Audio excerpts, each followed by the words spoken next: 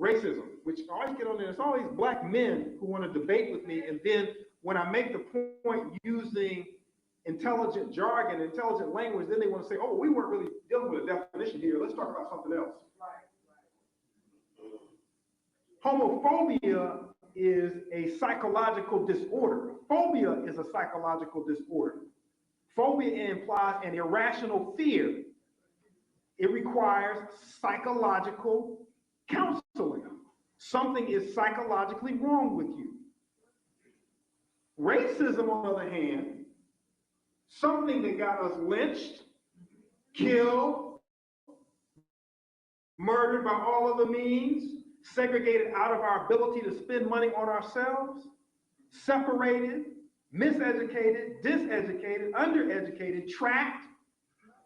That is only judged as a personality flaw, where because I don't know somebody black, then, I'm sort of a little bit different. As soon as I get to know somebody black, I'll lose that. So racism is seen terminologically as something that's less harmful than homophobia. Those are the definitions that we're playing with. We're not playing with idiots here. If they were idiots, they wouldn't be dominating this planet. We're not playing with stupid people. We're playing with people who know what they're doing, and they protect their culture with their lives. And what they do is they recruit other people to protect their culture as if it's their own. Bobby Wright called that menticide. Right. You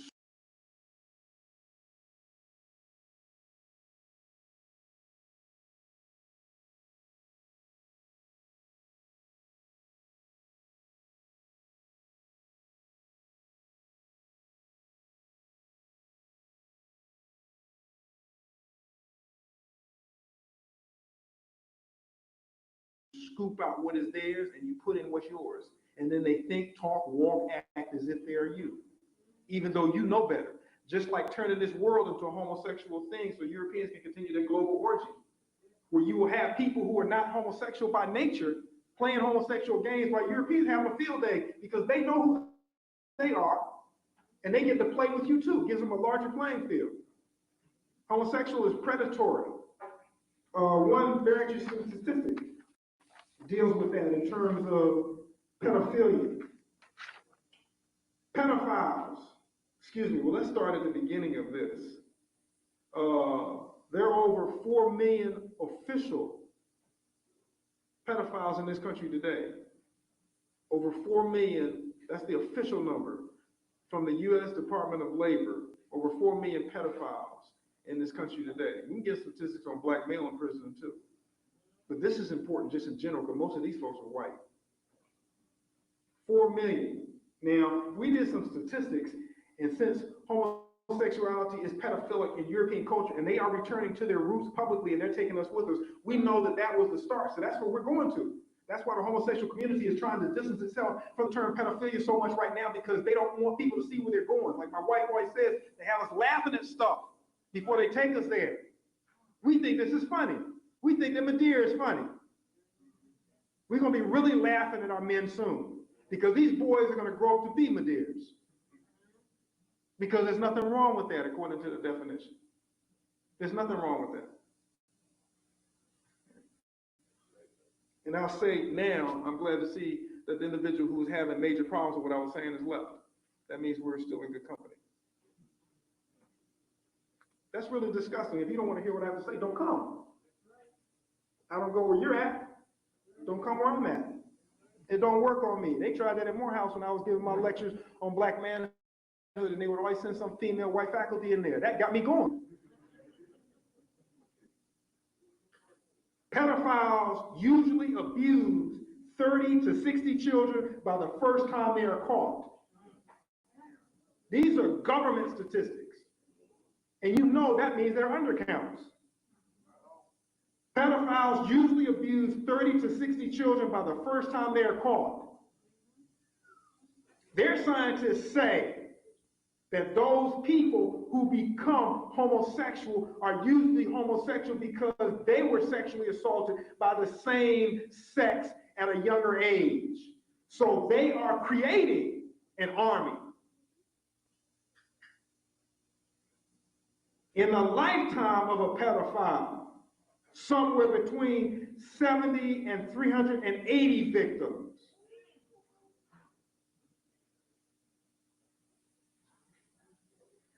Between 70 and 380 victims, and it spreads like a virus.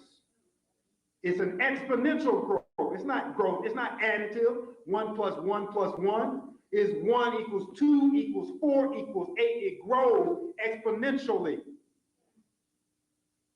These individuals are predators. Sex is not for procreation. Sex is for recreation. So you always, in the Western sense of individuals and always trying to find something new so that you can find something different, so that your life can light up, so that you can be emotionally fulfilled, you always have to find something new. That's why you got to have a new girlfriend every week. That's why you got to go through 3, 4, 5, 6 women in a week, because you always got to have something new, something different. It's a game. And the pedophiles in the West are no different than the heterosexuals in the West. It's no different. Male or female, it doesn't make a difference who's the hoe.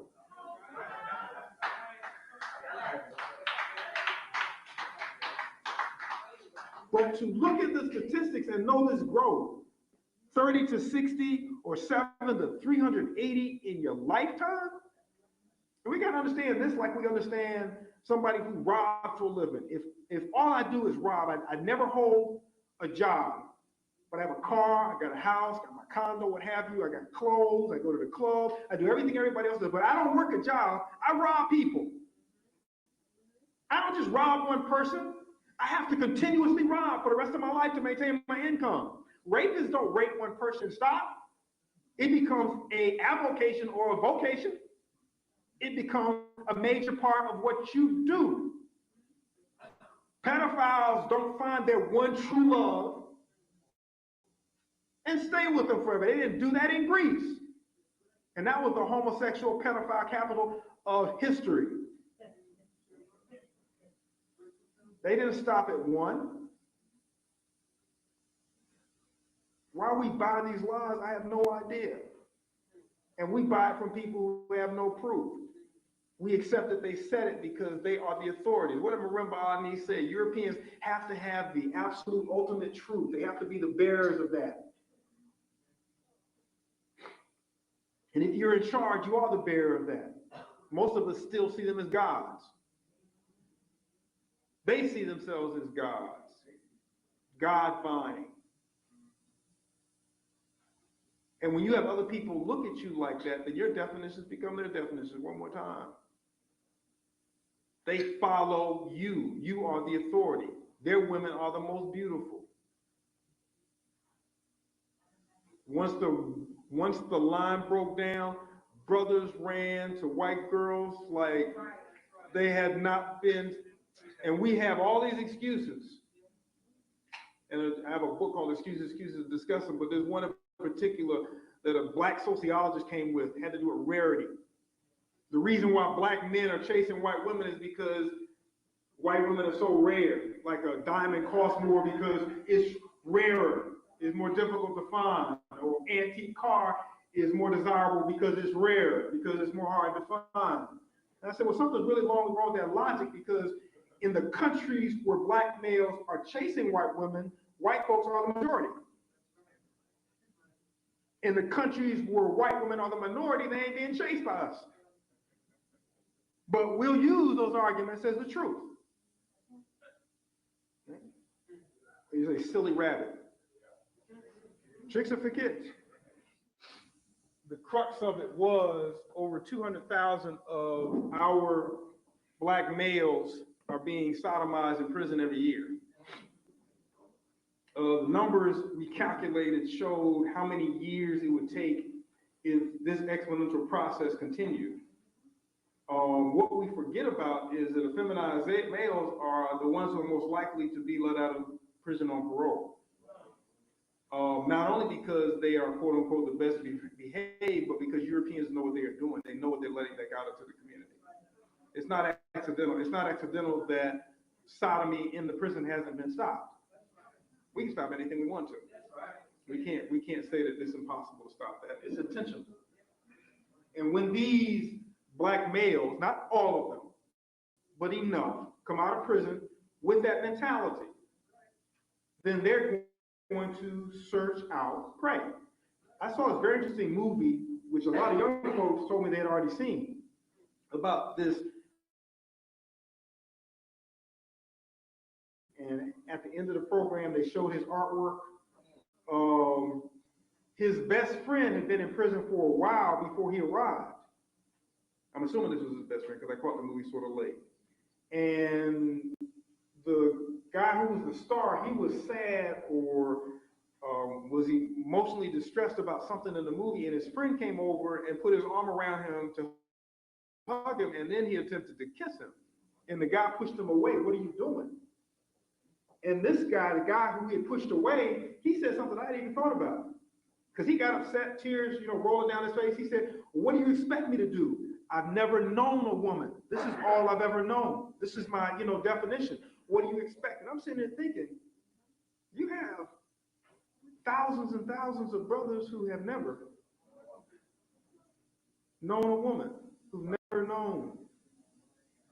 And then we got the contradictions of black males in prison when they see the boys come in. This sister started a program in Atlanta, and it was a statement about her because she was hurt. She started a program that was supposed to help the boy who had shot and killed her son, because she recognized in dealing with the prison system that the older guys saw the boys who came in the prison system as girls. So her program was to attempt to keep these boys out of the main population until they were 18 or 21, I forget which one, but now they can go in the main prison population in Georgia, depending upon the sentence, is 16 or 17. But when these guys come in, that's what they see, these ads. So you have this process of turning guys out. Most guys today aren't afraid to go to prison because they got to stay in there for 2, 3, 5, 10, 15 years. They're afraid to go to prison because they don't want to get turned out. They don't want to get turned out. I communicate every month with 33 brothers who are locked up in the Georgia system, the DC system, and the California system. 3 of them on death row. And they tell me stuff that you wouldn't believe. And I have to believe it because the same stories are coming from brothers in different places and they don't know each other. They're telling me about what female prison guards who have now come to dominate the prison system, black females, are acceptive of, are receptive to, egging on and not understanding when brothers won't participate in that insanity. But I don't look at them as different because they were brought up in the same situation or caught up in that insanity there. Whenever you're caught up in an unnatural situation for humans, which is the main reason why Africans did not have prisons, just like there's no record of homosexuality in traditional African society, there was never a prison in traditional African society. There was no such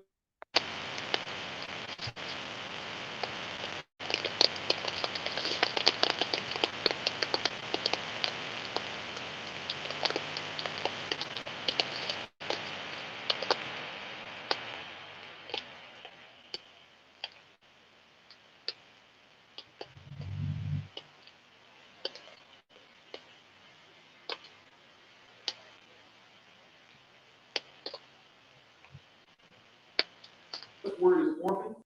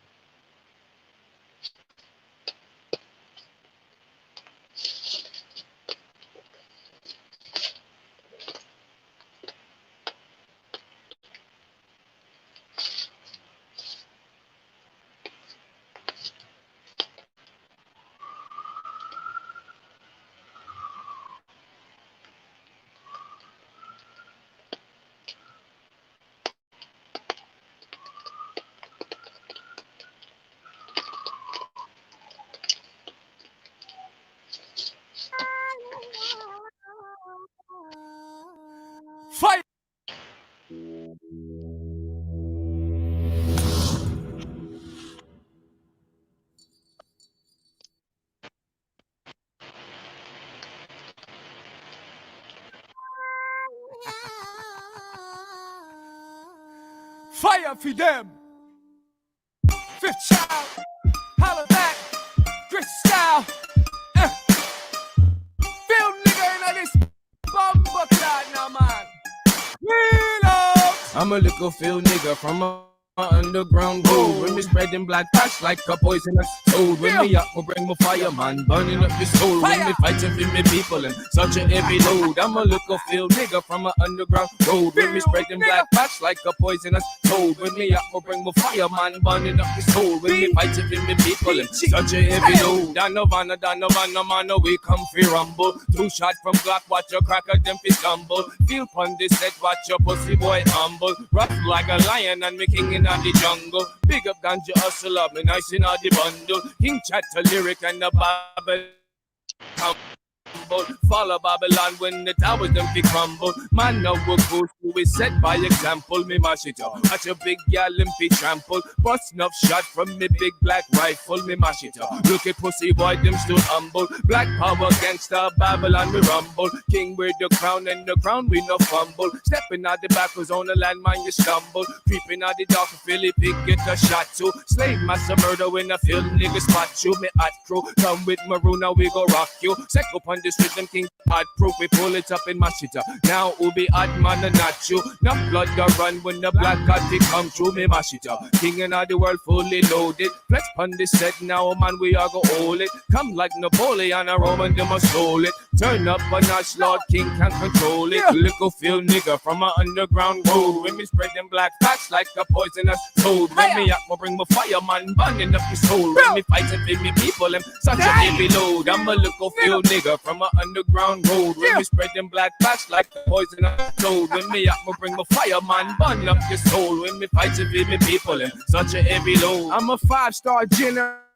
Chemist in a jizz, crackers best be ducked down when I raise my black fist. Field nigga be the king, and the king be God and man. Tip my crown to the side, cause I reside in the ghetto fam. Holla black at the God now. Where your other telling me friend pissing out your mouth, clown? Snitching to the pigs again, now I'm go tell him I send on the hell on the man, and we coming for bum again. Blast too big and spit too big for field nigga, that's my friend. King Samir the black dragon from a land of Asiatic. Drop them facts in mathematics, let's get free. Cross synthetic, justice serve no cave boys. Black power through your hood, black power gangsters. Banging on you, Pecker Woods, man. Coming out of that stop, drop and roll. Knock you out your hoodie, shoes inside your bowels, lost control. I'm a little field nigga from an underground road. When me spreading black facts like a poisonous toad. When me up, we bring my fire, man, burning up your soul. When me fighting for me people, them such a heavy load. I'm a little field nigga from an underground road. When me spreading black facts like a poisonous toad. When me up, we bring my fire, man, and burning up your soul. When me fighting for me people, them such a heavy load. Little field nigga from an underground road. Spreading black facts like a poisonous toad. When me up, we bring my fire, man, burning up your soul. When me fighting for me people, them such a heavy load. Hey, Debbie, take that. For you, where I say? Eh? You know, ain't nothing rude, boy. Where I say?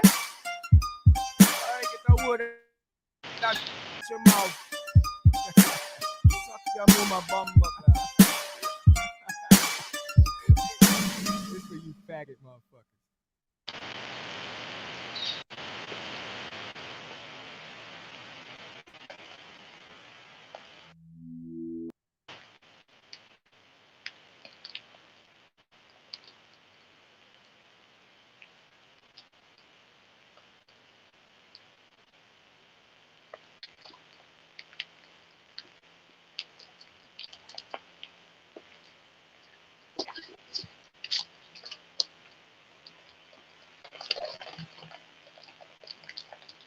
We as black people need to unite. We need to get together as soon as possible. We being smoked and killed by these pigs every single day. Driving while black, walking while black, breathing while black. They gun us down in the street. Fresh boots for the new recruits. I raise an arm and a salute as I address the troops. They say black riders is extreme, that's how we gotta move. I tell the truth, we've been betrayed, so now we sucker proof. Niggas hating cause we do it like no other do. They throwing shade, we still shining like the month of June. Let these suckers speculate while we keep making moves. moves. We pace across the nation, drop power statements. Our number twos bring terror to the state, cause we propagating in the booth. Asthmatic with the flow and spreading like the flu. We military campaign on the track. Most of the niggas in the game seeking fame in they raps. Guess the grain breaks psychological chains with these facts. Stick a move on these haters, launching counter-attacks. On the lessons from the past, so we sticking with the jag. Keep these suckers at a distance while we execute the task. We must pick up the gun and aim it in the right direction. For far too long, we as black people have been tricked, bamboozled, and manipulated by the evil, racist demons who run this country, who run the United States of America. These demons have caused massacres and mass amount of slavery. Back in the days on the plantation, the most rebellious leader will be drugged in front of the plantation. All the slaves will be brought out the hut. We as black people have been bust upside the head, drugged from Africa, and forced in chains to pick cotton for these bust-ass demons. It's time for us to get together and unite. This rap is revolutionary African propaganda scattered throughout the entire planet. Communication device like antennas and satellites. Every time I grab the mic and recite what I write, it's like miracle spirituals of enslaved ancestors round the campfire plotting how to defeat the oppressor. We're the youth, we're the root of the revolution. We need wealth redistribution to control our institutions. We ruthless, rebellious warriors, black riders. The spirit of Tupac is inside us, it's thug life. I represent the resurrection of insurrection. It's time to criticize the unjust with the weapon. He will be brutally assassinated for rebellious activity in order to instill fear to our people. For far too long, generation after generation, we have been instilled with this fear. We have been instilled with this cowardice. Now it's time for us to stand up and get together and represent black power every hour. We represent the Black Riders, which is the new generation Black Panther Party for self-defense. We recognize the old generation, the old Black Panther Party got brutally assassinated by the evil demons. COINTELPRO and J. Gay Edgar Hoover. He pushed in the crack cocaine, had Hewitt, and everybody smoking dope. Now we recognize what's going on. Now we see that you manipulated us and pumped guns into our community and smuggled these things into the black community to confuse us, to trick us, and to banging on each other. Now we aware, we are conscious. We recreated the Black Panther Party because it was a need to retaliate on the evil demons. On this mic you will hear today, Comrade, Minister of Public Relations, E-Rep, to get at y'all, to make y'all understand what needs to be understood. This is Sergeant Scar, our ground force commander. He coming through banging on y'all, letting y'all know the truth, busting you upside the head and breaking falsehood open.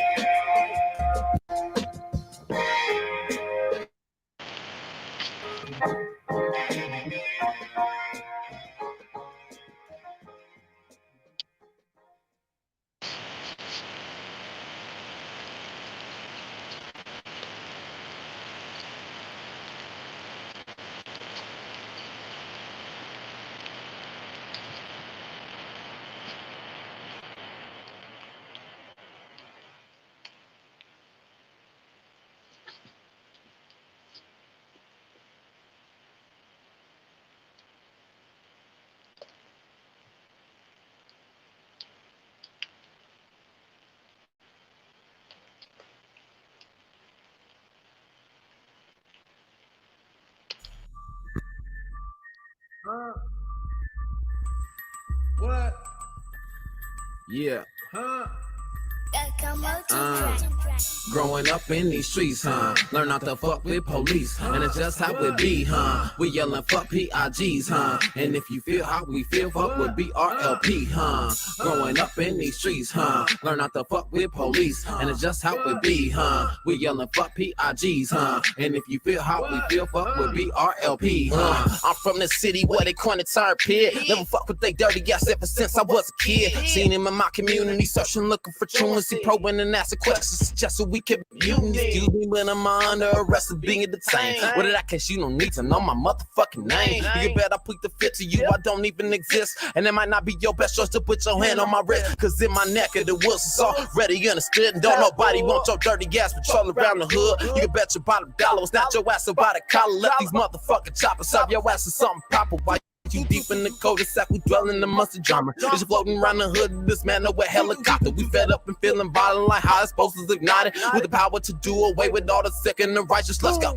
Growing up in these streets, learn not to fuck with police. And it's just how it be, we yelling fuck PIGs, and if you feel how we feel, fuck with BRLP, Growing up in these streets, learn not to fuck with police, and it's just how it be, we yelling fuck PIGs, and if you feel how we feel, fuck with BRLP, Fuck the pigs and everybody fuck with them. If you scared of the pigs, then you ain't a real hitter. I'm a field nigga. Are you a house nigga? The type to let the peck of wood rape your spouse, nigga? That's out, nigga. Cause everywhere I go, everybody knows fuck the po-po. Fuck 5-0, these pigs could die slow. Let's grab the rifle and get ready for war. We got tires on fire in the middle of the street.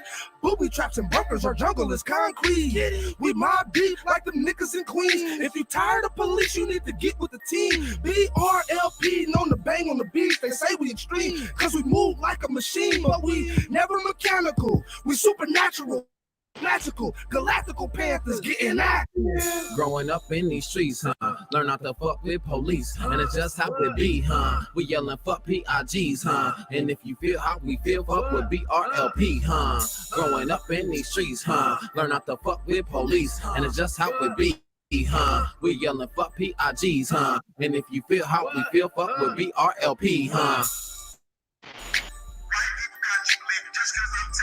Stop giving his head by the police to take the gun he would use to shoot his brother in a second and kill the motherfucking cop. That's killing you, your family, and everybody else on the block. You know what I'm saying? Kill that motherfucker.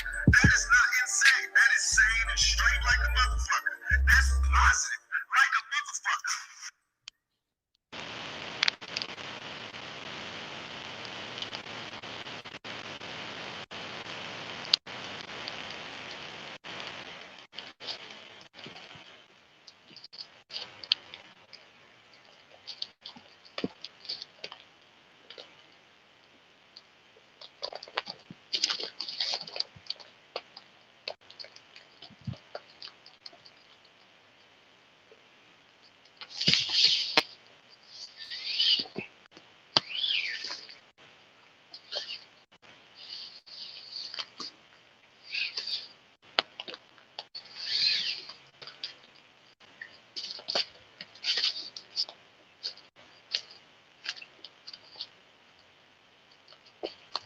You don't see them telling Bloods and Crips non-violence. Say that. Why they so scared? We're these leaders that don't come into our community. Where they at? The problem is we have no blood to bleed. You say, what does General Taco mean by that? No blood to bleed. Think how many times you got into it with your sister. Think how many times you got into it with your brother. Look at all that blood you had to bleed when it came to somebody of blackface. You had a lot of blood to bleed when somebody tried to get at your girl. But when situations like Lil Devin Brown, who was brutally murdered by the police at 13 years of age, you can find no blood to bleed to defend and liberate our people. Think about that. No blood to bleed. Black folks, we've been taught to fight each other over bullshit. They don't hear you, Jen. At the same time, when it comes to these police, when it comes to these racist politicians, these big businessmen, we ain't got no blood to bleed. Run. No blood to bleed. We beat each other over bullshit. We cuss each other over bullshit. But yet and still, when these motherfuckers bringing crack cocaine into our neighborhood, pumping guns, bringing the gang banging, everybody know the police will take a blood into a Crip neighborhood. Everybody know you will take a Crip into a blood neighborhood, but you wonder where the gang bang come from. Come on. You wonder still where the gang bang come from. I'm lacing you here today. I'm lacing you. So when you go home and talk to the youngsters you couldn't get here today, you let them know the Crips and the blood came from the Black Panther Party. That's right. You let them know. Yeah, I'm losing my voice up here because I'm tired of our people sitting here dying. We are facing God. Extermination like a bunch of roaches. That's right. Extermination. How can we continue with the crack? How can we continue with the AIDS? How can we continue with the miseducation? We gonna face extermination. Extermination is near.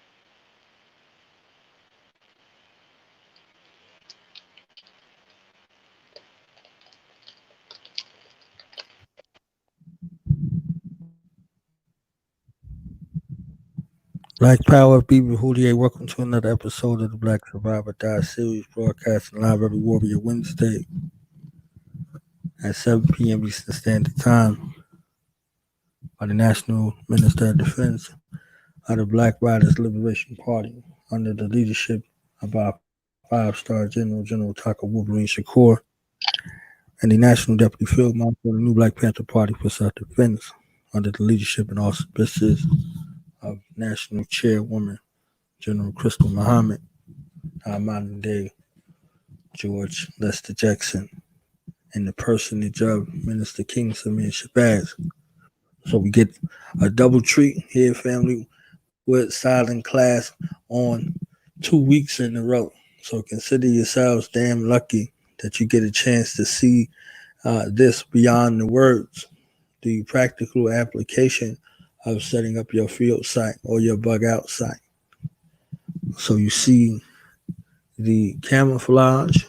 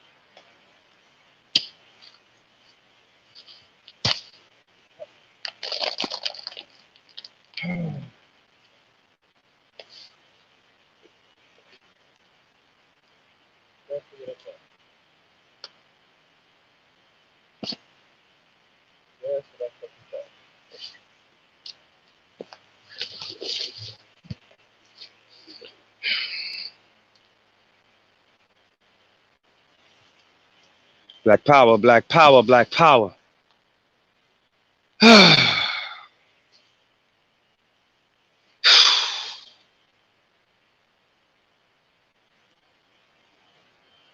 very pissed right now.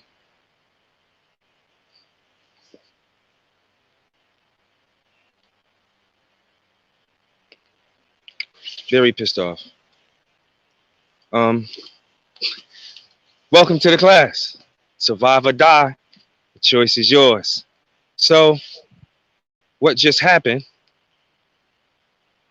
I don't know if y'all saw what happened, but what just happened was just got this new tent. Hammock. Brand new.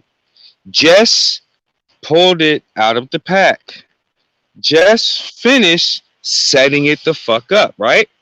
So, y'all know I always continuously tell you to test your fucking gear, right?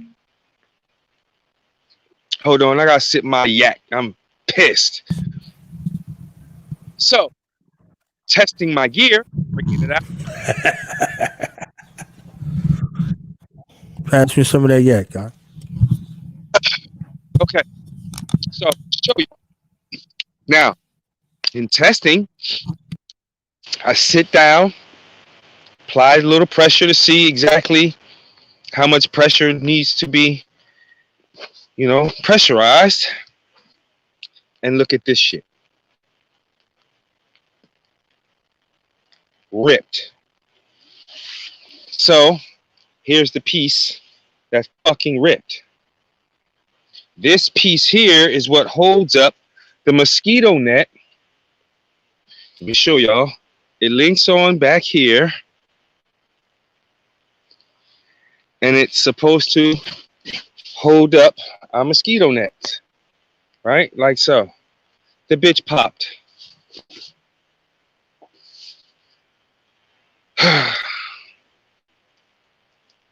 Just popped. As soon as I sat on it, popped. So, this means not only will I be getting my fucking money back, you dig? But this is the importance, family, of testing your gear. To see if shit like this is gonna happen, because it'll been even more fucked up if I was in a really fucked up situation and needed to set up that shelter for cover for the night and the bitch pops. Now, can it be fixed? Yes, of course. But who the fuck wanna be fixing some shit they just fucking bought?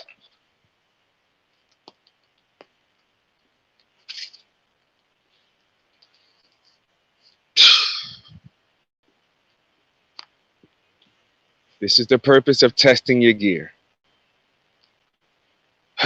Is it still workable? Yes, of course it is.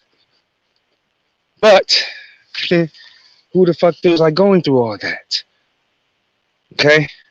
So, knowledge, take over for a minute, God. I gotta handle this situation. I'll be right back with y'all. Power.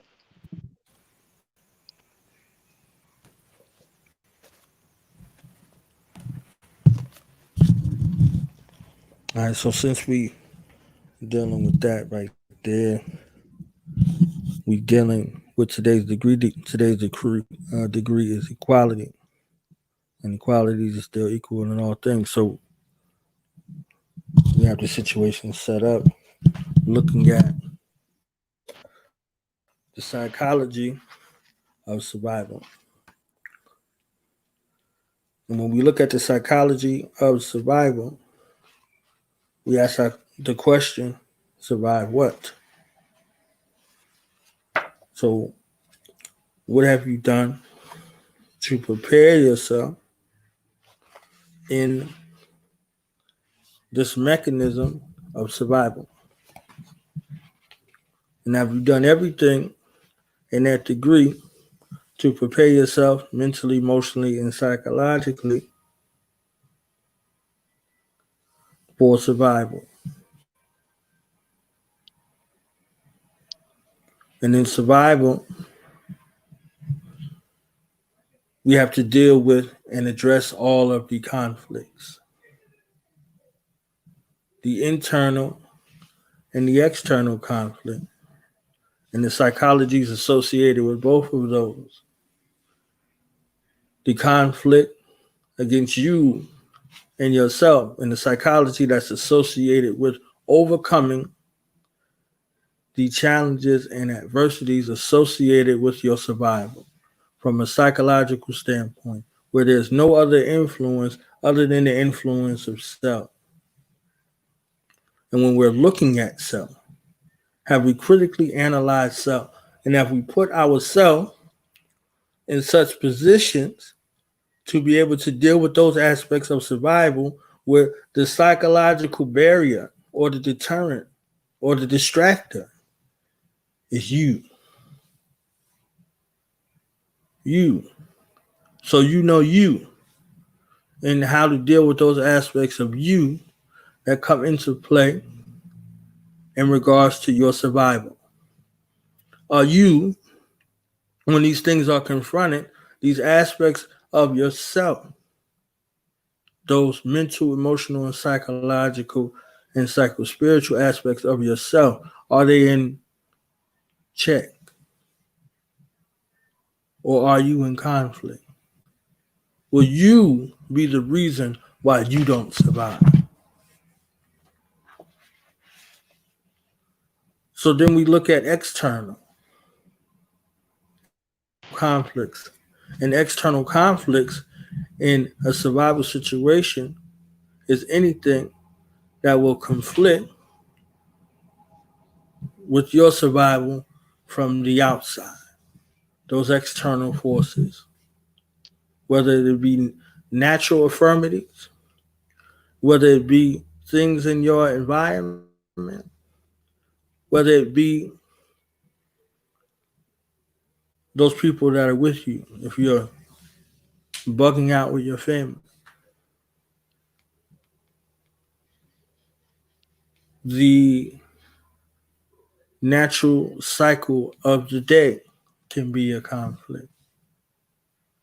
To go from daylight to no daylight, whether you have luminary devices or not, whether you have one of them surefire flashlights or a flashlight from the dollar store.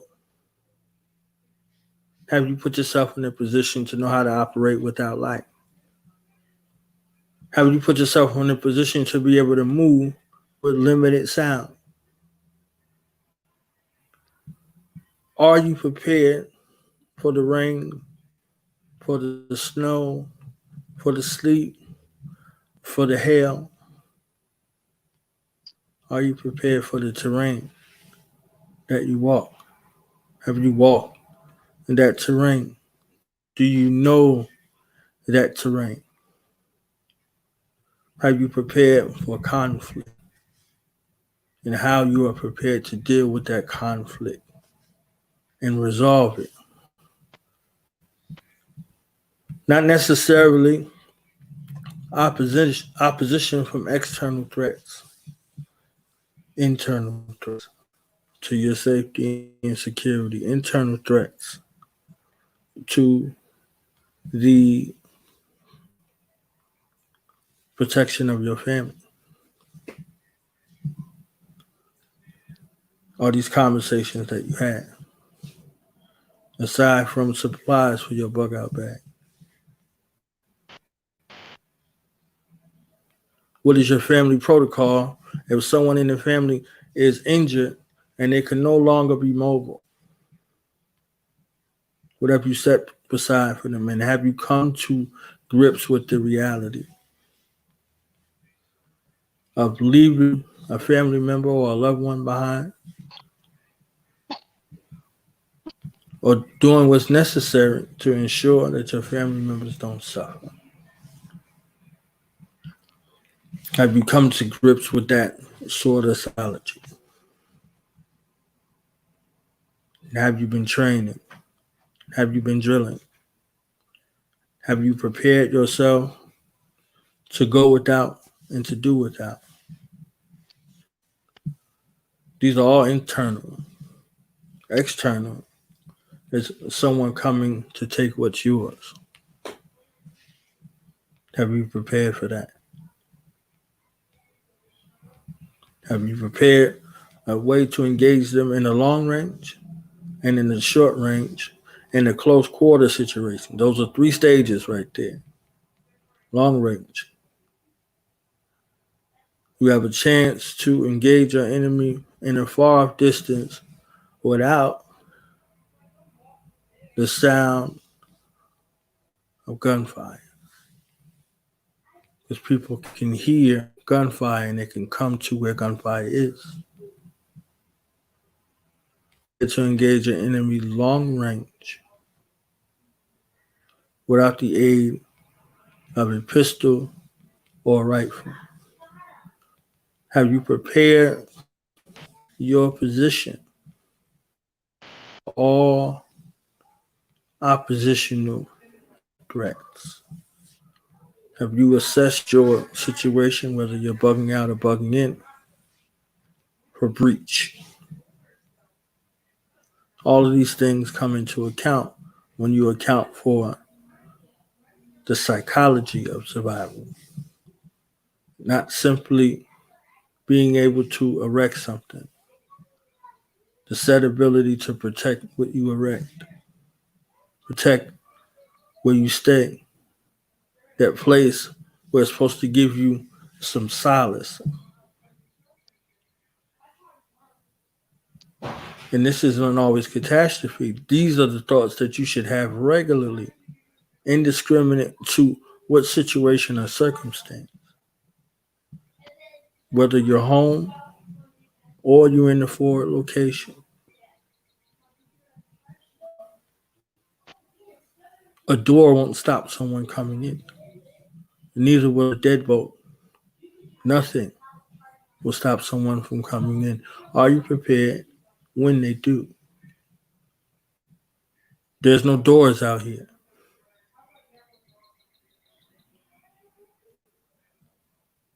Have you considered, if it was you, how you would attack yourself? And if you were to attack yourself, how would you defeat yourself? And then couple that, and then you have your enemy. You have to be prepared.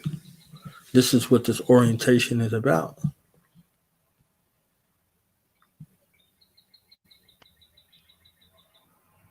Those of us who need medication, are you prepared? Have you looked into alternative health and wellness in the event you can't get your medication? Nature is just medicine. Have you looked into nature to see what plants or what herbal remedies you could use in case you can't get your insulin shot for your high blood pressure, your cholesterol, your water pills, all of those things? All of these things contain herbs in them, herbal compounds. So in this time, you should be using it to research and to study while you still have access to be able to put together that plan. Ain't nobody in damn school. This should be the curriculum. So for the scientists out here, this should be your damn science experiment. For the agriculturalists out here, this should be a part of your routine. To look. This is the aspects of equality, to deal equal in all things. This is where the consideration comes in regards to being prepared.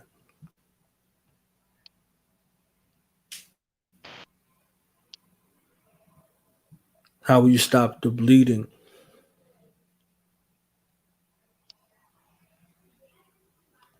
Do you have a sewing kit to sew up a wound? Make your own stitches. Make your own crutch. Splinter fracture. Set a bone.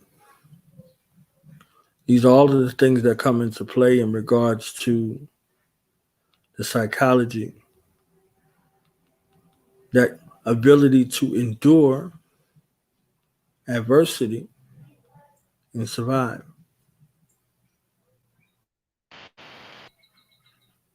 Now, we've done this for years,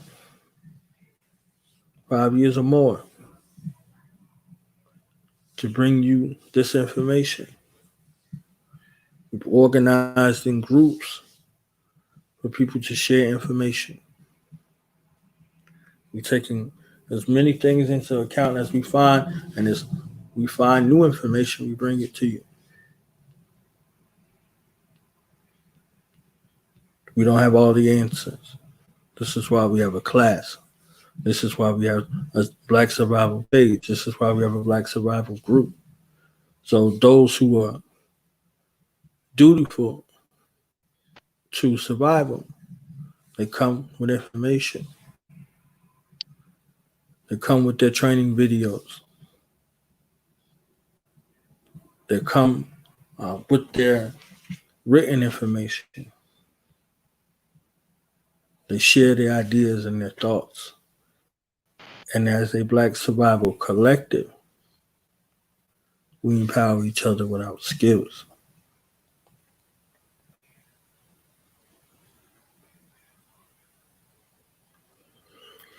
So let me read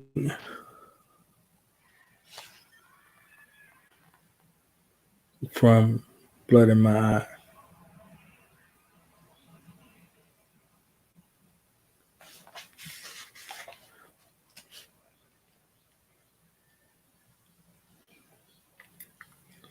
The reality of a people's automatic defense reflexes makes it impossible for us to measure out our own effectiveness. The reality of power's automatic defense reflexes makes it impossible to measure our own effectiveness. Their efforts to seriously repress us indicate that we have reached people, that we are finally in the fight, and we cannot ever be truly repressed. There's quite simply no way for an established government to defeat an internal, determined, aggressive enemy, especially in an urban society. The mechanics, logic, and logistics of urban people's guerrilla warfare cannot be defeated. So this is why we shifted gears into urban survival. Now, this book was written in 1971. There was no conflict for U.S. military fighting forces in an urban environment until the 90s, until a little place on the continent of Africa in northeastern Africa called Somalia. So conventional warfare, thanks to Korea and Vietnam, was this kind of environment that you see right here.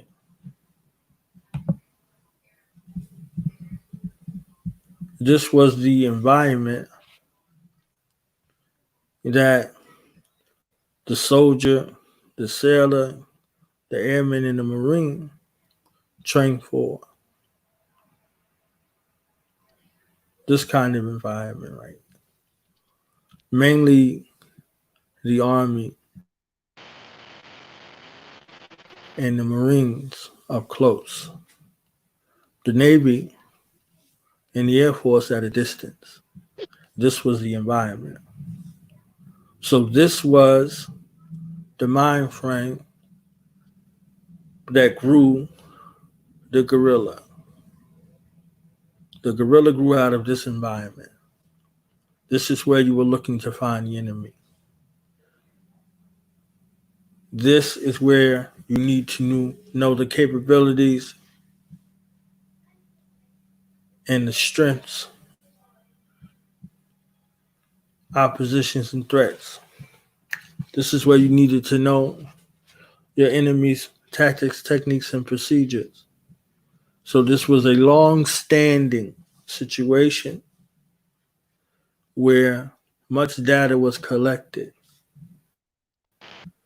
And those military training manuals were formulated off of the ass kickings that they took in this environment. Of all those ass whoopings that they took in this environment right here. So you have to know that after this new ass kicking that they took in this place called Somalia, the climate of warfare had shifted, at least in the specialized field, to include this in their training. The conventional fighting force still trained in an environment like this. The conventional warfare still was training for war like this. So when the battlefield shifted, when it adjusted and elevated to the urban environment after Somalia, the specialized units started to incorporate this into their training regimen, the urban environment. So a coalition force was put together to train them, and then they would train subsequent armies in this urban environment. So now the place that we call home, no different than an environment like this, had now become a place of siege. Now we grew up in environments with small tactical units that did mounted and dismounted patrols. Police. We call them beat walkers. So in a military-like fashion, whether mounted or dismounted, and mounted does include those bike cops that you see patrolling in the neighborhood. Dismounted is those beat walkers walking that beat. Those patrol cars patrol their assigned areas in our neighborhoods. So while we may look like we had apartments, or for some of y'all who had houses, your apartments, your high rises, when assaulted, look no different than this environment that Minister King Samir is in. Nothing different. And because they had so much training in this kind of environment, it was harder to shift their mind frame of coming up in someone's perimeter like this, breaching their perimeter like this, and kicking in your door. So if this was a situation with razor wire or tanglefoot or whatever, for you to gain entry, you had to find a way to negotiate that obstacle. In some places, you might be able to get a big log and dump it over that razor wire and run right through that damn razor wire. Or other cases, if you had some cutters, you could cut through the wire and get right through there.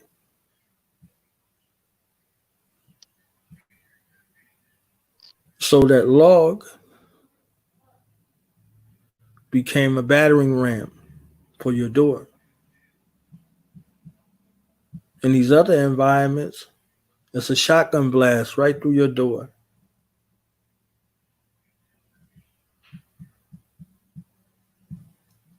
So this breach team will be set up to sweep through. So looking at this environment, this is all lessons learned from the advancement and elevation of the battlefield. So if you're in a war situation, are you prepared for the split section progression of the battlefield? The ability of your enemy to change their tactics, techniques, and procedures on a whim. How adaptable are you? How flexible are you? How truly prepared are you?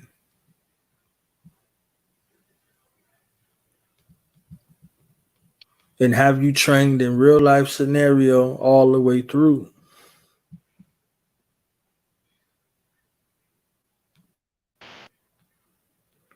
So when you get into that space and having an understanding of the battlefield and the adaptation of your enemy, an unrelenting, never quitting, continuously advancing enemy.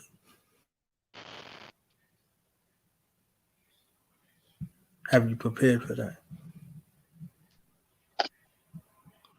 Now, we just talked about enemy, but we just called it psychology. So not only are we just talking about oppositional threats as enemy, again, you yourself as enemy. In a rainy environment, wet, you've been out there without the proper gear, how long are you going to survive?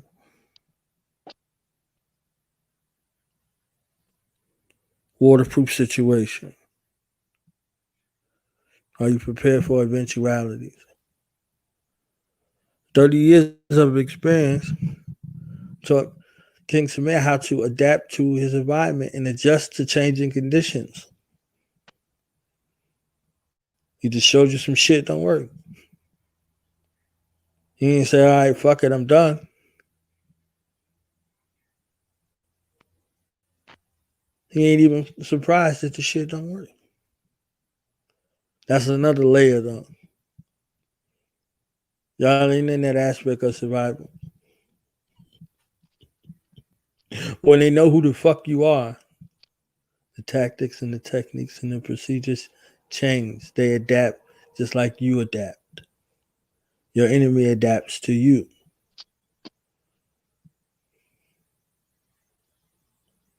Is your psychology prepared to adapt and to adjust?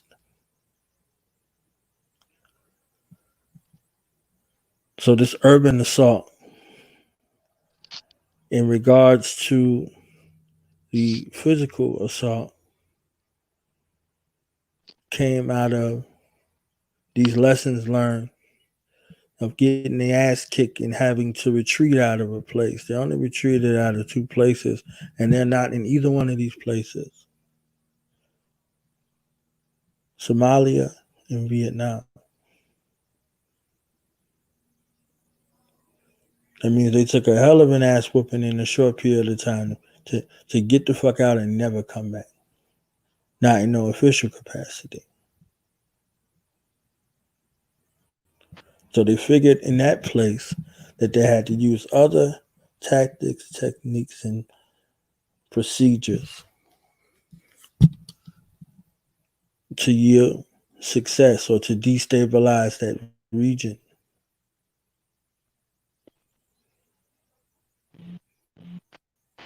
So warfare is adaptable. And looking at this type of environment, this this urban environment. They can go from urban to conventional Geneva type of situations. This is what the bug out location is. This is what it looks like. And the bug in is the urban assault. A lot easier to breach than an environment like this.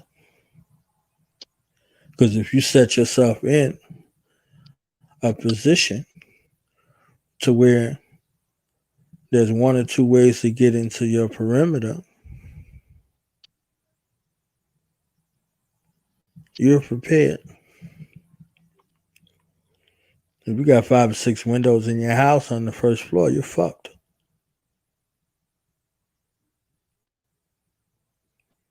A projectile going through your window, some smoke gas or some tear gas going through your door, under your damn door, before the breach. That's all it takes.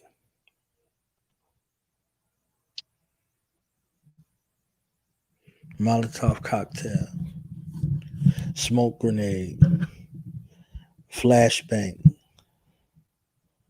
shit, pepper spray.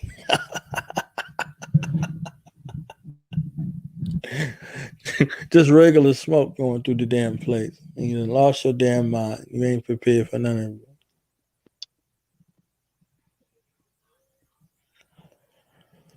So, in this aspect of regard to an urban assault, you got to be mindful of these things and how your enemy will come to you. And this is supposed to be our specialty, especially in the project.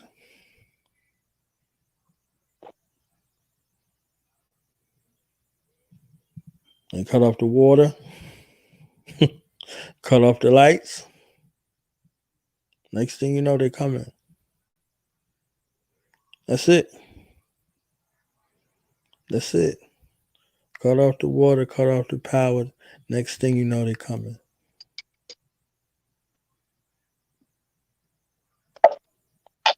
We know what time they execute raids, for the most part. Them no-knock warrants, what time are they executing? We know them times for the most part. You know shift change in your city. These guardsmen that everybody is talking about is coming out to help protect neighborhoods. What the fuck is a pot-belly cracker from the Carolina National Guard, the Georgia National Guard, the Louisiana National Guard, the Texas National Guard? What the fuck are they going to do for you at a time like this? What are they doing? What are they doing?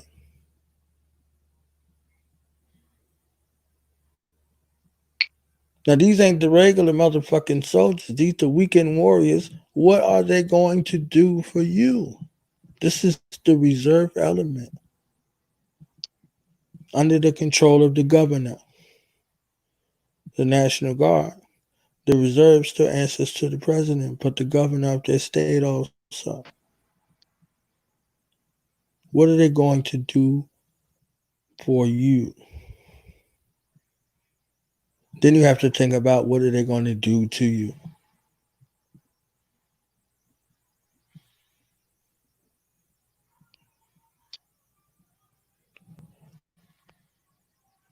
Look at the escalation of force of your state.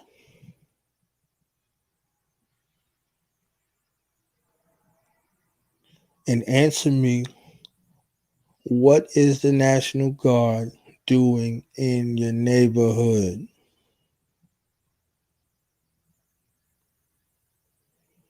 So you can say conspiracy theorists or whatever the fuck you want to say.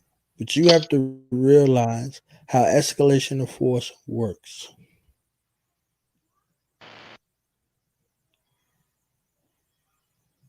You have your city patrol. You have your city patrol. You have them regular police and them cherry tops and shit rolling around in the hood. So you got your specialized tactical teams that fall into that category in an emergency situation. You got SWAT, ESU, and those like right there.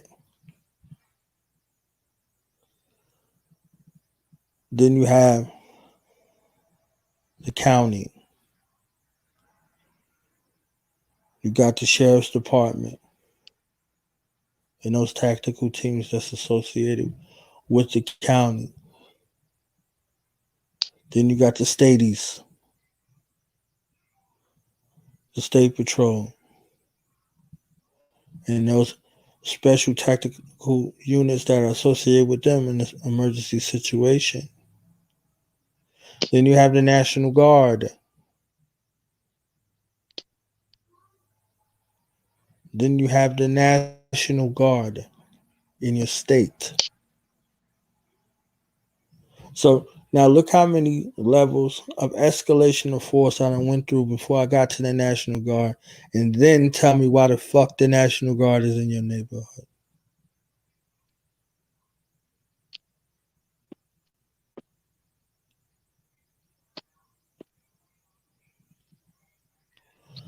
So these are the things that we aren't paying attention to.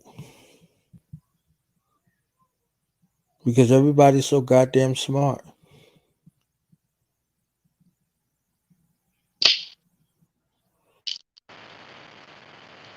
The tactical situations, you don't have a tactical memory. You're not connected to the tactical militaristic genetic line that you have.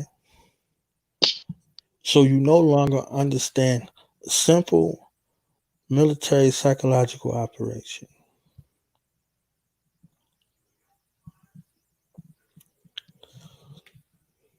A face mask and a stimulus check turned this place into a third world fucking country.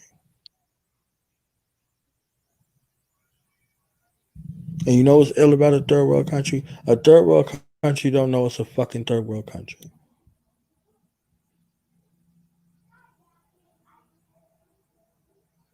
This went from a place where it would look like a first world country, blah, blah, blah, and all this other shit, to you have to have masks.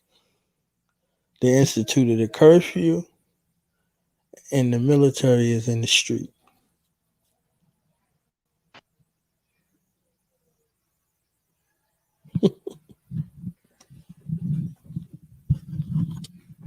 But ain't nothing going on. Ain't nothing going on.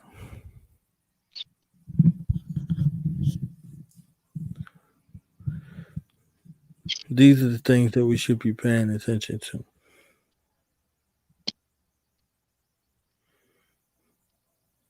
You consumed with COVID-19 death toll numbers. And you're waiting for another stimulus check.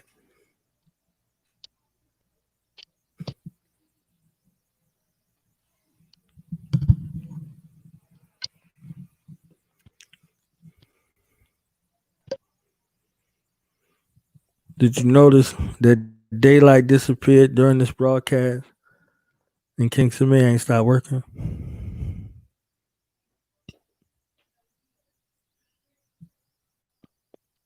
Well, I can't see, so.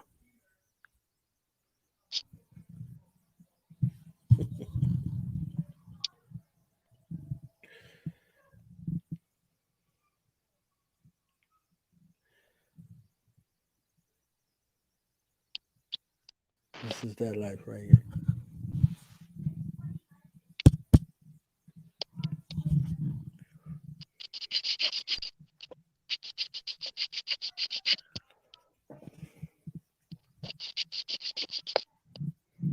Your enemy has been here. I spent 17 years of my life in environments like this.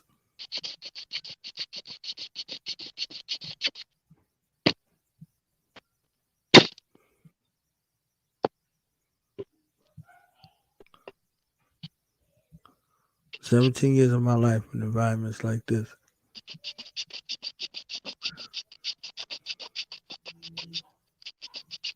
And worse. And with motherfuckers trying to kill me.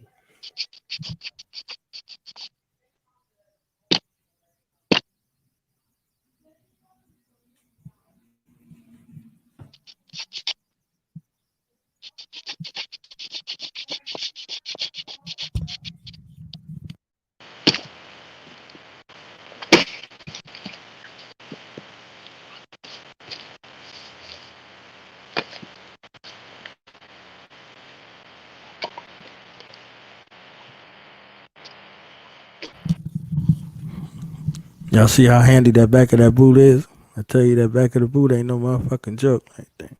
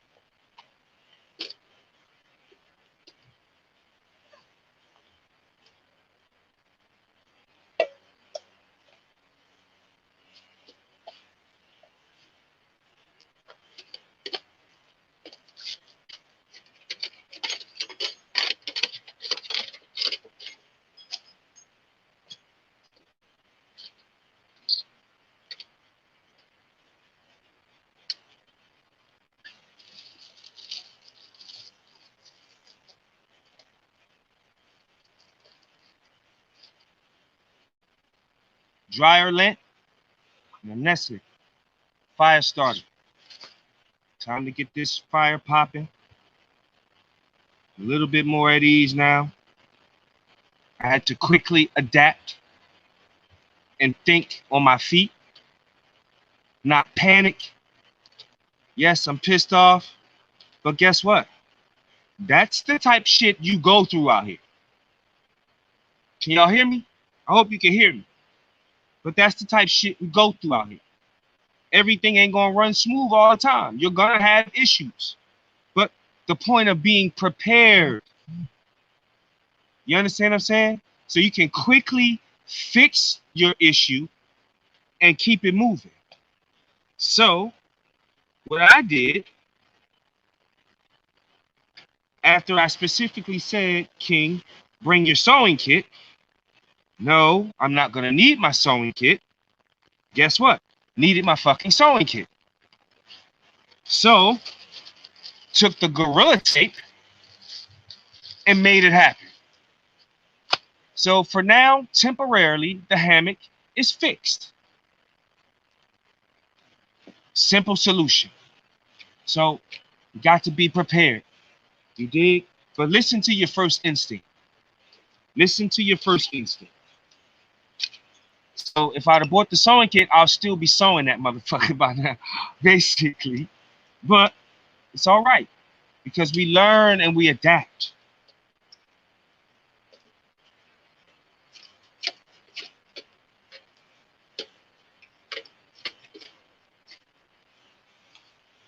We learn and we adapt. Fire started. You dig?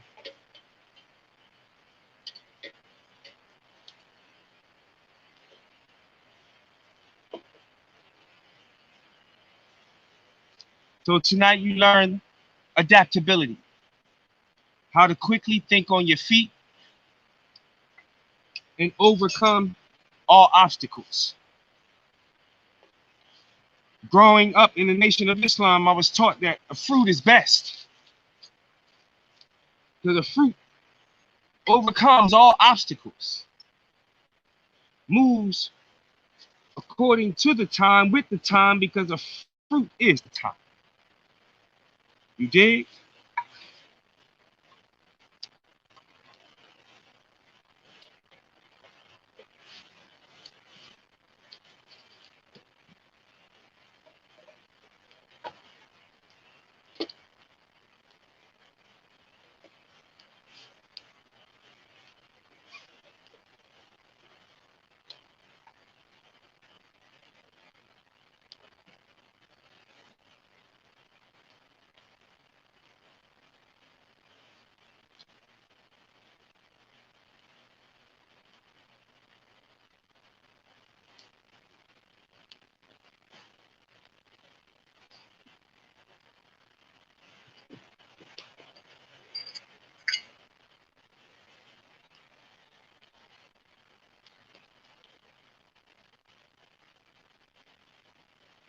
Coffee time, fire time.